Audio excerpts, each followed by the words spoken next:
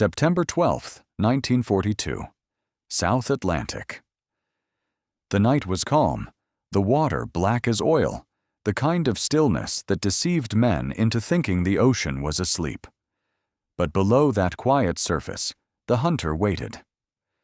German submarine U-156 moved silently through the dark, its commander Werner Hartenstein peering through the periscope.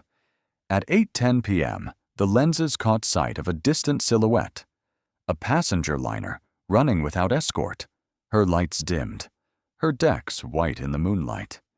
To Hartenstein, she was a legitimate target. The Atlantic had become the world's most lethal battlefield. No civilians, no mercy, no distinction between soldiers and passengers. The order from Berlin was simple: sink anything flying the enemy's flag. He gave the command. 2 torpedoes fired. Moments later, a thunderous flash split the horizon. The liner was RMS Laconia, a 19,000-ton British ship carrying more than 2,700 people, civilians, British officers, and nearly 1,800 Italian prisoners of war. Within minutes, her decks erupted in fire. Lifeboats swung wildly, ropes snapped, and the night filled with screams. In English, Italian, and something deeper, wordless. Through the periscope, Hartenstein watched her settle by the bow. He'd done his duty. The code was clear: hit, confirm, disappear. But as the submarine drifted closer, another sound rose through the water. Voices crying not for England, but for aiuto. Aiuto! Help! Italians, allies of Germany, prisoners of the British, men he was never meant to kill. He froze. The sea was alive with bodies and wreckage, lifeboats half swamped, faces catching what little moonlight there was. His crew stared at him, waiting for orders. The air in the control room thickened with disbelief. Every man there knew the rule: no rescues. Every second on the surface was suicide. Allied patrols prowled these waters, and any sub caught aiding the enemy would be destroyed without question. But Werner Hartenstein was not a machine. He had spent years in command, and he knew the sound of dying men too well. He surfaced. The order came not from Berlin, but from conscience. The U-boat broke through the black waves and rose into the light of burning oil. He ordered engines idled, the deck opened, and his crew, trained killers, became rescuers. They threw ropes, dragged men from the water, and pulled the half-conscious onto the slick steel hull. Within an hour, the submarine was covered in shivering survivors. British soldiers, women, children, and dozens of Italians clinging to the netting along the sides. Some were so cold they couldn't even speak. The Germans gave them blankets, cigarettes, and whatever food they could spare. A flag marked with a red cross was hung across the deck. Then, in one of the most extraordinary acts of the war, Hartenstein took the radio and sent a message, not in code, but in plain English. If any ship will assist the shipwrecked Laconia crew, I will not attack, provided I am not attacked. Position: 4 degrees, 52 minutes south, 11 degrees, 26 minutes west. German submarine. He risked his life to announce compassion in the middle of war. It was an act no one could have imagined. A German U-boat asking for help from the enemy it had just destroyed. Hit subscribe and like the video. You won't want to miss what comes next. By the end of this story, you'll understand how a single moment of mercy in the Atlantic changed the rules of war forever, and why it was punished. As the sun rose over the wreckage, the U-boat floated quietly, surrounded by lifeboats, wreckage, and the ghosts of what it had done. Above them, gulls circled. Below, the engines whispered, waiting for whatever came next. By dawn, the calm that followed the explosion felt unnatural. The kind of silence that comes after the ocean has taken its toll. Around U-156, the sea was still littered with debris. Overturned lifeboats, splintered wood, hundreds of bodies drifting in the swells. The submarine's crew, hardened veterans of the Atlantic campaign, stood shoulder to shoulder with the very men they had tried to kill only hours earlier.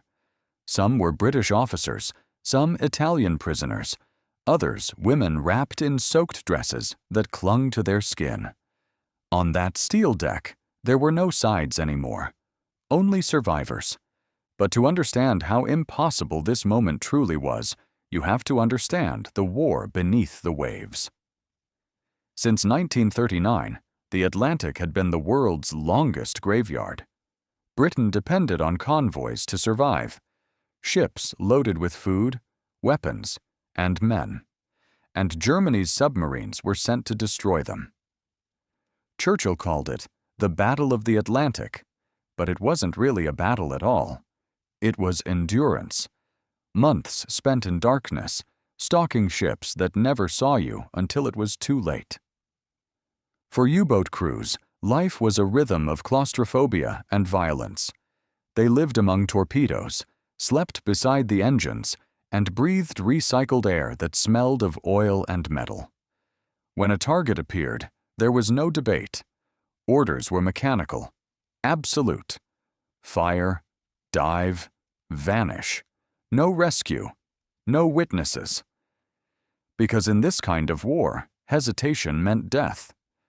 The RMS Laconia was never meant to be different. She was once a luxury liner, part of the Cunard fleet, but war had stripped away all comfort. By 1942, she was a troop ship under British command, carrying families of officers, Red Cross nurses, and almost 2,000 Italian prisoners of war in her lower decks. None of that mattered through a periscope. To Hartenstein, she was a silhouette moving through a kill zone. He could not have known that among those marked as enemies were Germany's allies. When the torpedoes struck, the shock split the ship in two. The first explosion crippled her engines. The second ignited her fuel tanks. Within 10 minutes, the liner began to list. Lifeboats jammed in their davits, ropes tangled, and men and women scrambled for anything that floated. In the chaos, British guards tried to keep order among the Italian POWs, but discipline collapsed. The ocean swallowed hundreds in the first half hour. Inside the submarine, Hartenstein logged the hit in his war diary. 2 torpedoes fired. Target destroyed. The job was done. Protocol dictated they leave the area before Allied aircraft arrived. But then came the sound, distant at first, then rising. Human voices, not mechanical signals. He climbed the conning tower and listened. The cries were not in English. They were in Italian. That single realization broke the logic of his mission. He had sunk a ship carrying men who, on paper, were his allies. But beyond that, beyond duty, beyond politics, he had killed people who didn't even have the chance to fight back. The decision came not as an order, but as an instinct. He told his first officer to surface. The crew hesitated. They all knew the risks. An Allied aircraft could appear at any time, and a surfaced submarine was an easy kill. But Hartenstein's voice left no room for argument. "We will save who we can." The ballast tanks blew, the hull rose, and U-156 broke through the waves into the full light of dawn. The scene that met them was apocalyptic. Hundreds of men and women floated on the water, clinging to wreckage. The cries were endless. The crew began hauling survivors aboard. First the Italians, then the British, then anyone they could reach. Others they tied to ropes along the hull, forming long chains of humanity stretching from bow to stern.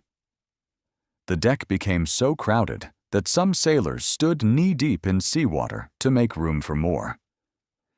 The irony was unbearable.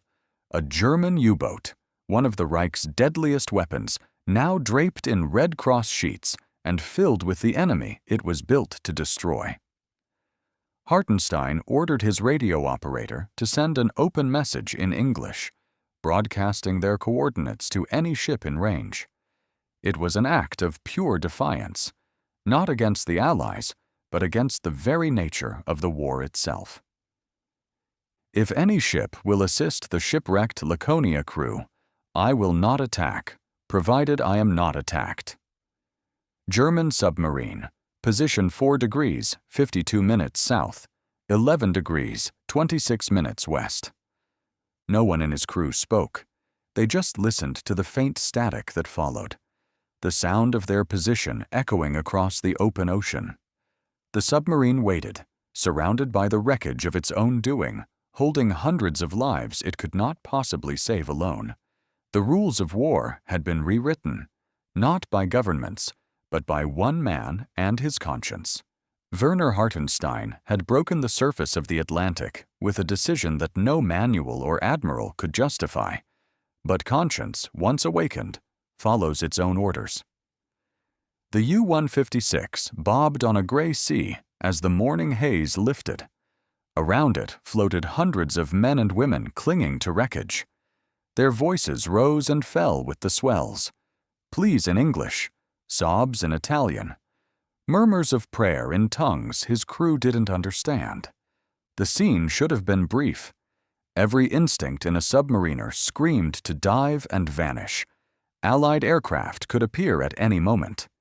Instead, Hartenstein stayed. He ordered lines thrown, nets rigged, survivors hauled aboard until the decks were crowded with bodies and blankets. Those too weak to climb were lashed to the hull in long ropes that trailed into the water. From the bridge, he looked down at the chaos. His sailors, men trained to sink ships, were now tending the wounded. A machinist poured brandy between a British soldier's blue lips. Another gave his only sweater to a woman whose hands shook too hard to grip it. One crewman whispered to a rescued Italian POW, both laughing in disbelief that they could understand each other at all. By nightfall, the U-boat had become a floating contradiction, a German war machine turned lifeboat, draped with Red Cross flags made from bedsheets. Still, Hartenstein knew they could not save everyone. Survivors floated beyond the lights, calling out into darkness. To abandon them was unthinkable. To linger meant death. He took the only step he could. He called for help. The message he dictated was extraordinary. Not encrypted, not coded, but broadcast openly in English to anyone listening. If any ship will assist the shipwrecked Laconia crew, I will not attack, provided I am not attacked. Position 4 degrees, 52 minutes south, 11 degrees, 26 minutes west. German submarine. The radio man hesitated before sending it. It violated every rule of the U-boat war. Hartenstein simply nodded. Send it. Hours later, replies came, not from British ships, but from other submarines. U-506, U-507, and the Italian sub Capellini altered course to join him. Together, they formed an impossible convoy. 4 enemy vessels sailing side by side, their decks covered with rescued men, women, and children. German sailors passed cigarettes to British officers. Italians sang softly to drown out the moaning. On that stretch of ocean, for a fleeting moment, the war stopped. The sun set in amber streaks, glinting off the water, and one sailor wrote in his log, "It feels like we are guarding life instead of death." But even acts of mercy cast long shadows. Far above them, Allied headquarters tracked the transmissions. To some ears, it sounded like a trap. To others, an embarrassment. Orders were forming. Orders that would soon turn this moment of grace into a tragedy. For now, the submarines drifted together under the flag of the Red Cross, engines idling, surrounded by wreckage and the endless hush of the sea. In a world built on destruction, 4 steel predators had chosen, for one night, to keep men alive. For 3 days, the South Atlantic held its breath. Beneath a pale sky, 4 submarines floated together: U-156, U-506, U-507, and the Italian Cappellini, their decks covered in survivors, their guns silent. No one on board had ever seen anything like it. German sailors carried children wrapped in oil-stained blankets. Italian prisoners huddled beside their British guards, no longer enemies, just men waiting for rescue. A cook boiled water in the galley for tea, using the last of the U-boat's rations, the smell of diesel mixed with salt and sickness. Werner Hartenstein paced the conning tower, scanning the horizon. Each passing hour felt borrowed. He had sent a second radio message, this time to the Allies themselves, pleading for mercy to be respected. German submarines engaged in rescue operations with Red Cross markings. Please do not attack. He signed it simply, German submarine. It was not bravado. It was desperation wrapped in dignity. For the men aboard U-156, compassion had become logistics. The submarine, designed for 48, now carried more than 200. Others floated beside it, tethered to lines, their fingers white from gripping rope. Sailors cut the engines periodically so the propellers wouldn't pull survivors into the blades. From a distance, it looked unreal. A fleet of enemy subs motionless on a glassy sea, Red Cross sheets fluttering like sails of surrender. At noon on September 16th, the horizon finally changed. A speck appeared in the clouds, a bomber. It grew larger, glinting in the sun. Hartenstein raised his binoculars. An American B-24 Liberator from Ascension Island, part of the U.S. Army Air Force's 343rd Squadron. Relief washed through the deck. Many believed it had come to help. The Red Cross flags were visible from miles away. Hartenstein ordered his men to hold position. He even prepared to signal with a lamp. Rescue in progress. Do not attack. But inside the B-24, the crew was confused. They saw submarines, 4 of them, in formation, with lifeboats nearby. The scene looked suspiciously like a rendezvous, maybe a trap. The message relayed to their base was brief. Multiple U-boats sighted. Request instructions. The response came from General Robert C. Corky Richardson himself, a man under orders to destroy every German sub that entered the region. His reply sealed the fate of everyone below. Attack all U-boats. The bomber circled once, then dove. The first bomb exploded wide, sending a wall of water over the deck. Survivors screamed, clutching ropes, some torn from the hull and flung into the sea. Hartenstein ordered his gunners to hold fire. The Red Cross still flew. Another bomb hit closer, shrapnel cutting through the rigging. The calm that had ruled those waters for days shattered into chaos. He gave the order no German commander had ever given before. Cut the lines. Dive his sailors obeyed with shaking hands, slicing through ropes that bound hundreds of survivors to the submarine. Many of those men and women looked up one last time as the U-boat began to sink beneath them, the Red Cross folding under the waves. Inside, the hull shuddered as depth charges exploded nearby. Lights flickered. Hartenstein gripped the periscope and watched the ocean fill with bodies, rafts, and fire. The sea that had briefly become a sanctuary was again what war demanded it to be: a graveyard. When the sounds faded, the submarine rose cautiously. The others were gone, scattered or submerged. The air smelled of oil and burning. Of the more than 2,700 aboard the Laconia, roughly 1,600 were now dead. The rescue that had defied every rule of the war had ended in betrayal from the sky. For the rest of his life, no one would ever know if the American pilot saw the Red Cross flags fluttering before he dropped his bombs. But to the men aboard U-156, the message was clear. Mercy had no place left in the Atlantic. That night, the Atlantic turned quiet again, as if ashamed of what it had just witnessed. The fires from the bombing drifted out, leaving only faint orange scars on the horizon. Below, the sea was heavy with wreckage.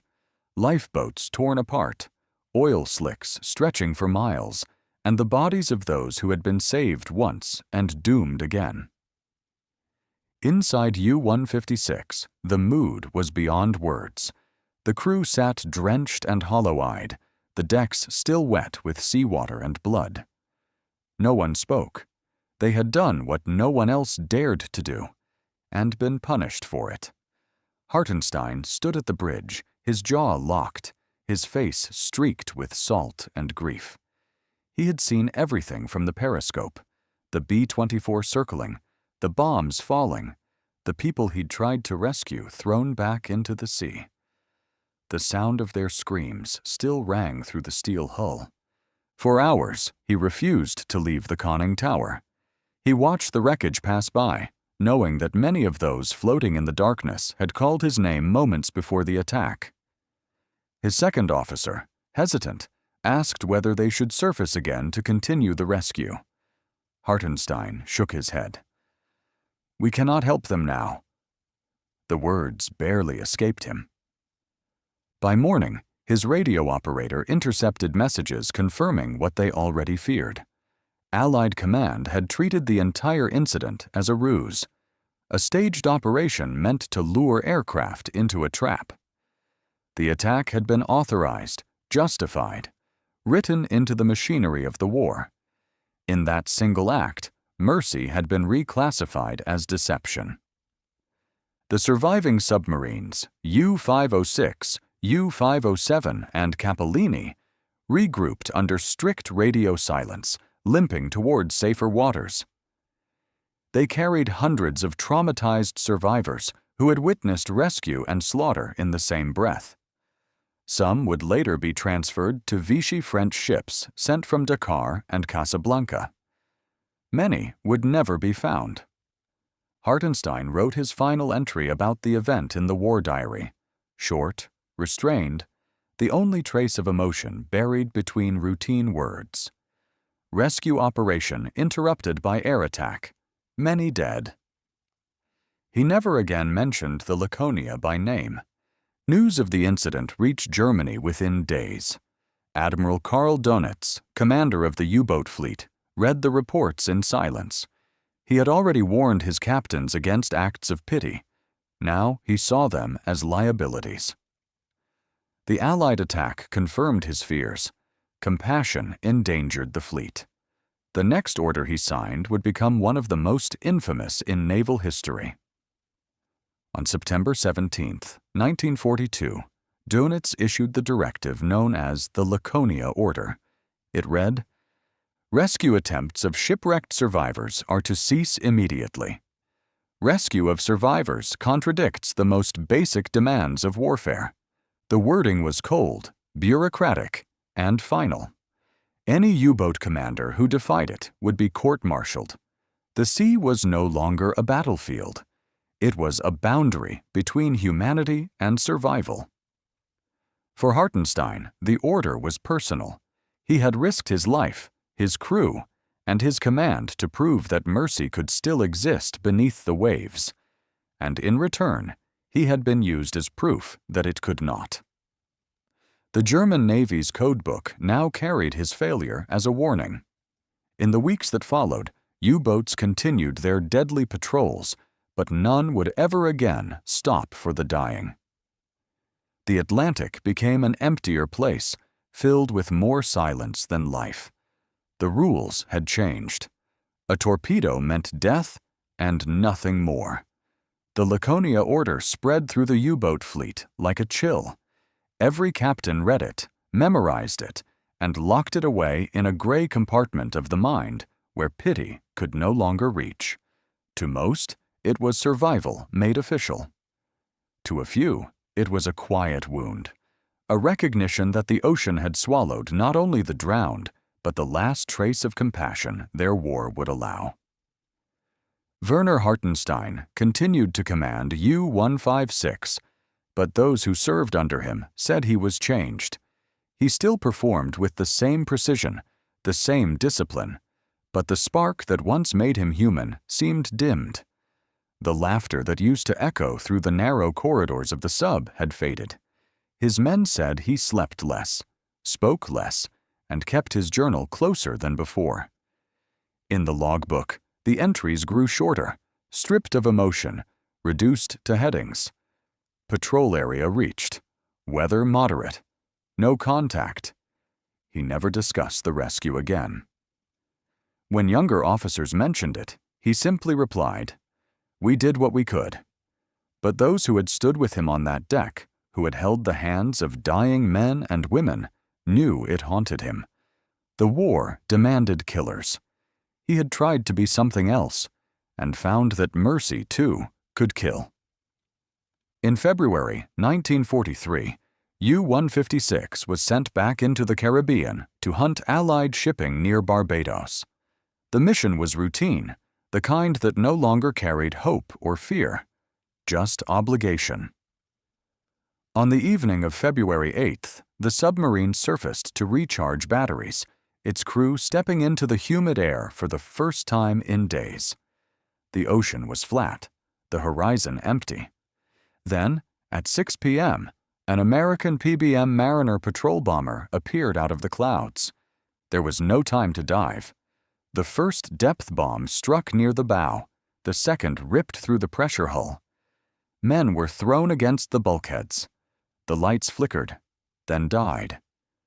Seawater poured through the ruptured vents. Witnesses from nearby ships later described seeing the submarine break apart, one half sinking fast, the other burning before sliding beneath the waves. No distress call was ever confirmed. No one survived. The Atlantic closed over U-156, taking with it every man who had pulled survivors from the Laconia. There was no wreck recovered, no marker left, only a square on a chart labeled Position of Loss Uncertain. Back in Germany, Hartenstein's name was entered in the naval records with a single phrase, "Missing, presumed dead."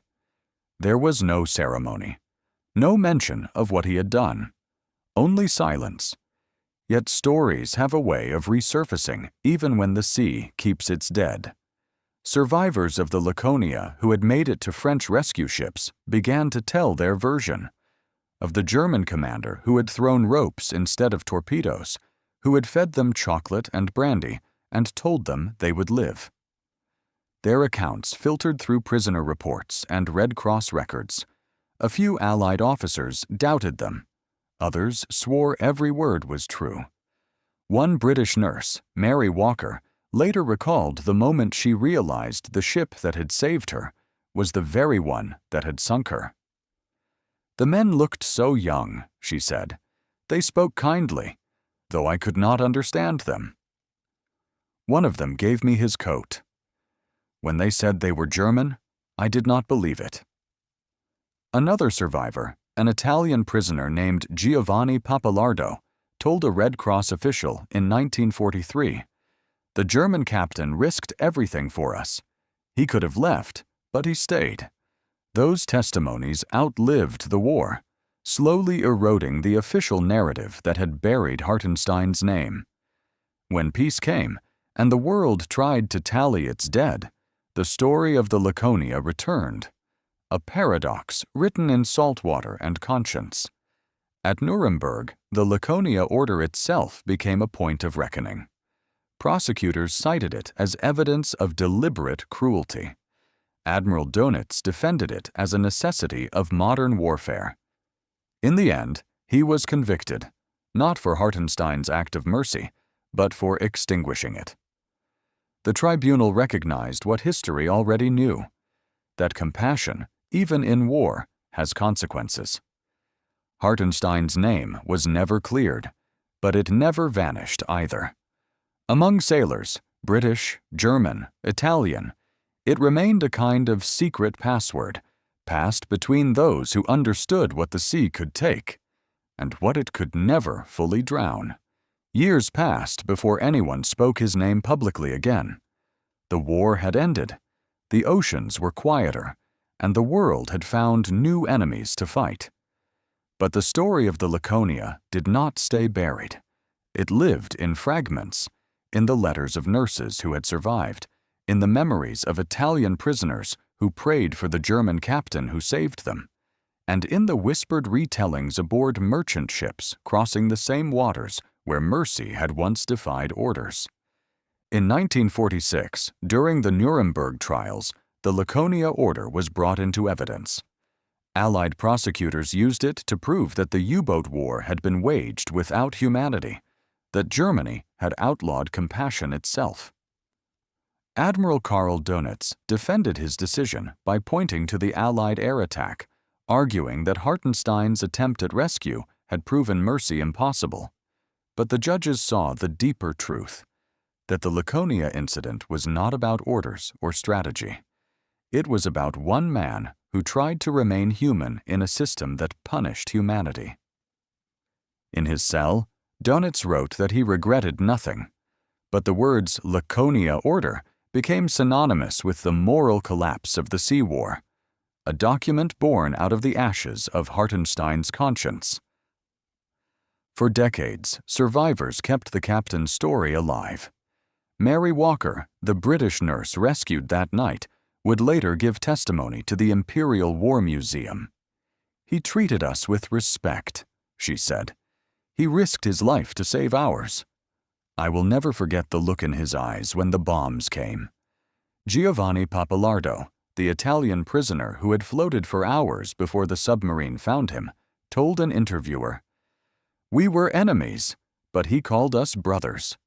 When we saw the Red Cross flag, we thought it was God himself on the sea." Their voices, scattered across archives and letters, gradually formed a picture of Hartenstein not as a hero, but as something rarer, a man who refused to let ideology erase his morality. By the 1950s, the incident had become a footnote in military history, overshadowed by the larger statistics of the Atlantic War. But sailors remembered. At reunions of British merchant crews, the name Laconia still drew silence. Some raised their glasses to the memory of the German captain they never met, the man who sank them yet saved them. Then, in 2002, the BBC released a two-part dramatization titled The Sinking of the Laconia. It brought Hartenstein's story back into the world's memory, a haunting recreation of the night when a German submarine became a lifeboat. For many who watched, it was the first time they learned that such compassion had existed in the depths of that war. Historians began to revisit the event, piecing together U-boat logs, Allied intercepts, and survivor accounts. The picture that emerged was clear. Hartenstein had acted without orders, guided only by conscience. He had disobeyed his duty, endangered his men, and shown a kind of courage the war did not reward. Some argued that his actions had led to tragedy, that by surfacing, he had drawn the bombers that killed hundreds. Others said he had proved something greater, that even in total war, a man could still choose decency. Both were right. In Germany, Hartenstein's name appeared quietly in naval histories, no longer erased but never glorified. At memorials for lost submariners, a single white wreath was often placed in his honor. No speeches, no flags, just a gesture among sailors who understood what it meant to be alone between duty and humanity. And so the legend endured, not as a tale of victory, but of contradiction. He sank their ship, and then tried to save them. He followed orders, and then broke them. He was both enemy and savior, killer and rescuer. In the black water of the Atlantic, those opposites became the same. Even now, the Laconia lies in pieces somewhere off the coast of West Africa, her rusted hull a tomb for thousands. The coordinates of U-156's grave remain unknown. But between them, in that stretch of sea where men once pulled strangers from the waves, there lingers the echo of a message sent into the dark.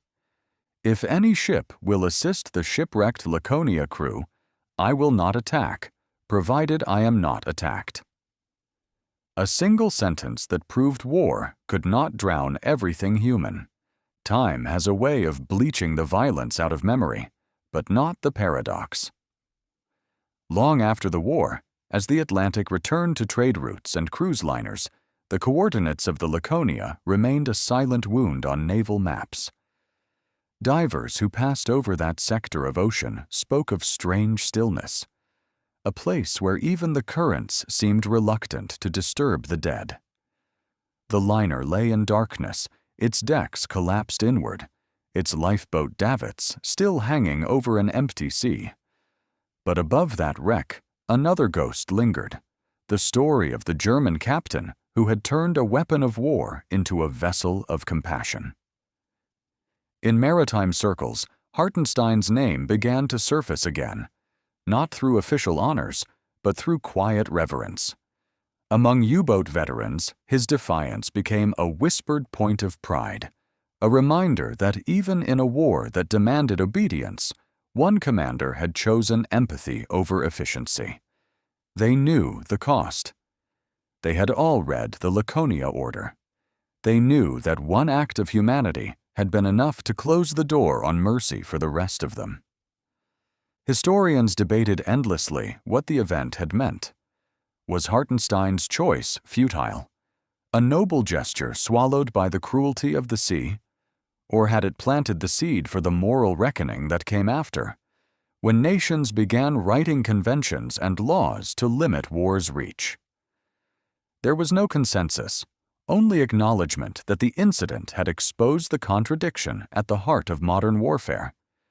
Machines built for killing still depended on men capable of feeling. In 1994, a retired British seaman who had been rescued during the Laconia affair placed a wreath in the waters near the approximate site of the sinking. It bore no name, just the words, "For all who tried to save, and for those who could not." The gesture barely made the news, but among those who remembered, it meant everything. Hartenstein himself had long since vanished into the sea's anonymity, but the testimonies of those he saved endured, copied, archived, translated. One Italian survivor wrote decades later, "I was pulled aboard by a German hand, and when I looked up, the man smiled. In that moment, the war ended for me. The irony of his death only deepened the legend. He had lived long enough to witness compassion turned into a crime, and had died before his mercy could be understood. There were no portraits of him on submarine museum walls, no medals reclaimed in his name. Just fragments, a diary entry, a transmission, a few photographs of a quiet man standing on a conning tower, wind pressing against his cap. Yet the resonance of his act reached beyond the sea. The Nuremberg trials, which judged Dönitz for enforcing the Laconia Order, helped form the moral foundation of post-war humanitarian law. Future naval codes, from the Geneva Conventions to the rules of engagement followed today, all bear the faint imprint of that night in 1942, when a submarine surfaced to save the very people it had condemned. Historians called it an error of compassion. The sailors who were there called it something simpler: decency. Somewhere between those definitions lies the truth of Werner Hartenstein. He was no hero, no villain, just a man who saw the ocean filled with drowning voices and decided, for a few impossible days, that his duty was not to the Reich, nor to victory, but to life itself. Decades turned into silence. The world moved on from the war that had devoured it, yet the Laconia remained. Her story lived not in medals or parades, but in the quiet corners of maritime museums and in the fading ink of survivor testimonies. Those who had floated in the black water that night carried the same memory: a U-boat surfacing not to kill, but to save. For some, the act was too strange to believe. The notion of a German submarine commander risking everything to rescue civilians defied the logic of total war, yet the evidence refused to disappear. Radio logs, eyewitness accounts, intercepted transmissions, all proving the same impossible truth. It was real. The Laconia incident had happened exactly as the survivors claimed. In naval academies, instructors began to reference it during ethics lectures. They spoke not of strategy or tactics, but of the moral fracture that divided those days at sea. They called it a moment of contradiction, proof that even at the height of industrial warfare, the individual could still defy the system that built him. The ocean itself seemed to hold the story. Every generation of sailors who crossed that part of the South Atlantic learned the coordinates. Some tossed flowers into the water. Others whispered the old phrase over their radios before signing off for the night: "If any ship will assist the shipwrecked Laconia crew, I will not."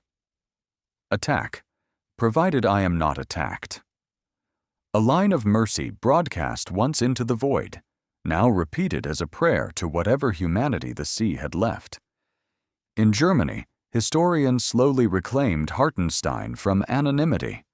They found him in dispatches, in fragments of letters, in the quiet respect of those who had served under him. They discovered he had once been called the gentleman captain by his crew, not because he was lenient, but because he was precise, respectful, incapable of cruelty. He treated his men as equals and his enemies as human. It was a quality that the Third Reich had no use for, and that history took half a century to understand. By the early 2000s, his name was mentioned alongside the phrase Menschlichkeit, humanity. A BBC dramatization aired in 2002, introducing his story to millions who had never heard it before. The final image of that series, a Red Cross flag drifting in the sea, was more than cinematic closure. It was a symbol of what Hartenstein's act had cost and what it had proven: that mercy, even when punished, can never truly be erased. To this day, the wreck of the Laconia lies undisturbed off the coast of West Africa, her hull broken but her legacy intact.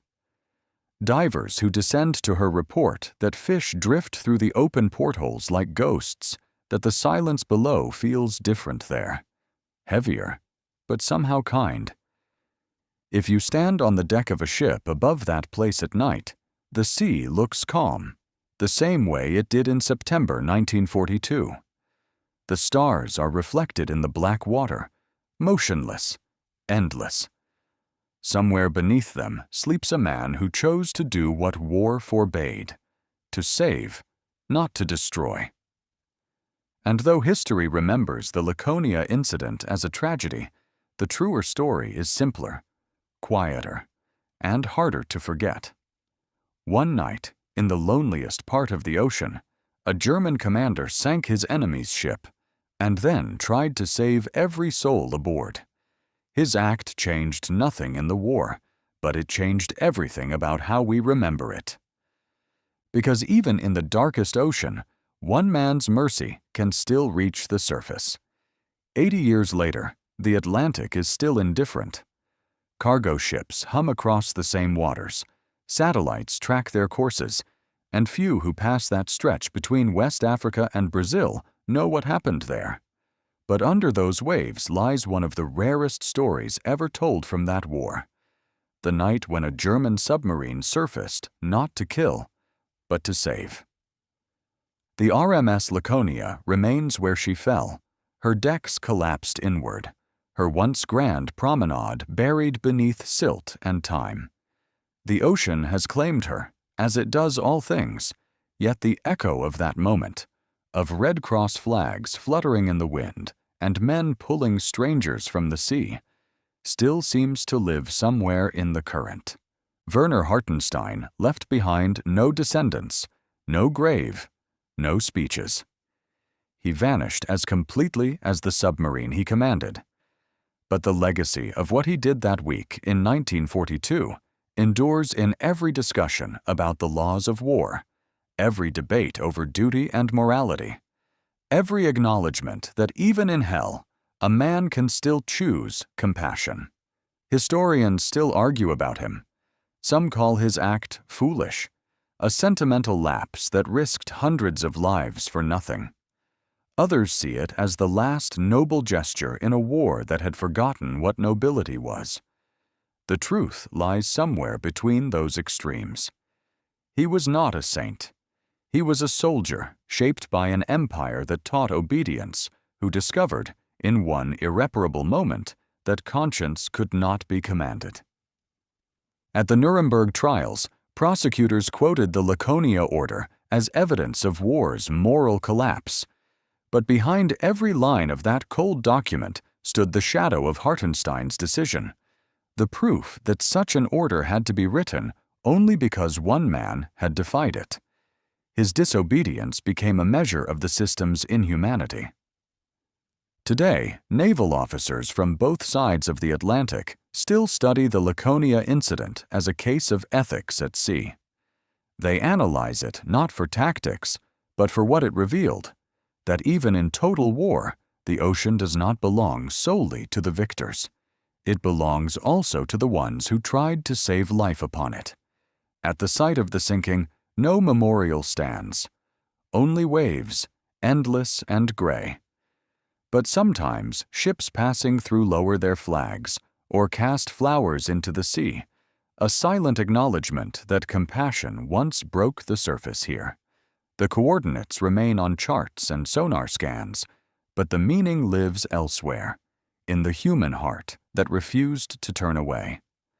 When the Red Cross flag sank beneath the waves that day, it seemed like the last image of decency left in a world collapsing under its own hatred. Yet the fact that we still tell this story proves it didn't die. Werner Hartenstein's mercy could not stop the war. It saved only a few hundred lives out of thousands, but it endured where nations and ideologies did not. It endures because it reminds us that even when orders forbid it, compassion is still possible. He sank their ship, but he could not watch them drown.